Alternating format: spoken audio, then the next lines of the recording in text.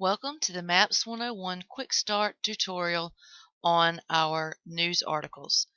Remember that if you type in your search criteria here in the search box, any articles we have that correlate with the content you're looking for will show up. Another way to find the articles is to scroll down on your orange tabs to Global Perspectives. Once you open up Global Perspectives, you need to open up the Geography News Network, and this is where you will find all of our news articles. A new article is released every week, and that article for the week will be shown here. You'll notice this week's article is on when Berlin was a walled city. Keep in mind we are a K-12 resource, and we are also interdisciplinary, so these articles will vary in terms of content. They will also vary in terms of which grade level they're appropriate for. You can also look at our archived articles. You'll see some of our most recent articles here. And if you continue to scroll down, you'll see at the very bottom you can go in and search our archives. If you want just a quick title list of all of the articles we have, I suggest you select year and then click search, and it will pull up all of those articles.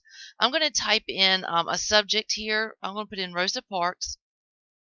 Again, just so you can see how it's going to return these articles, and regardless of grade level or content area, all of our articles are formatted in the same way.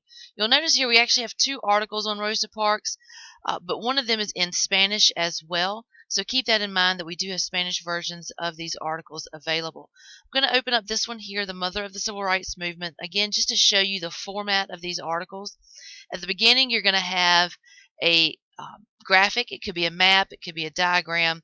In this case, it's a diagram showing you what a public transit bus looked like and where Rosa Parks sat. You're also going to have a locator map located beside of this as well. Again, consistent repeated exposure to location. We want students to really develop their geoliteracy. The reason I like this graphic so much, where I live in a very small town, we do not have public transportation, and when we teach the story of Rosa Parks, for example, when we tell the kids that she was on a bus, they imagine a school bus because that's the only concept of a bus that they really have.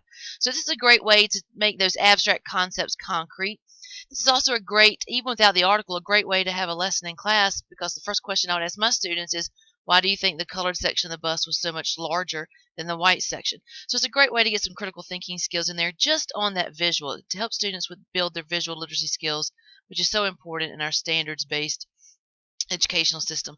Then you have the article itself. This is an average length of that article. Our articles are written on what is known as the newspaper reading level, which is typically grade 5. You may see some articles, again, geared towards more secondary students and some geared towards our lower grades as well. Underneath the article, you'll have the same icons you see throughout Maps 101. You can get the PDF, so if you like this article, you can download it. You don't have to worry about logging into Maps 101 every time you want to use it. You can also email this article with your colleagues or have your students do something to this article and email it to you. The Map Sketch tool, again, you can go in and add text or symbols to figure out these icons if you need to. There are other video tutorials available. And then we're going to have a related features tab here. Again, we mentioned before this article is available in Spanish, so you have your Spanish link here to convert it over. We also have extended learning questions. Once again, in Maps 101, we're just trying to give you as many tools as possible so that you can pick and choose what best fits your classroom.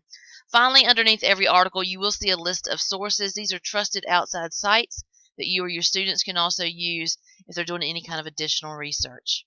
Thanks.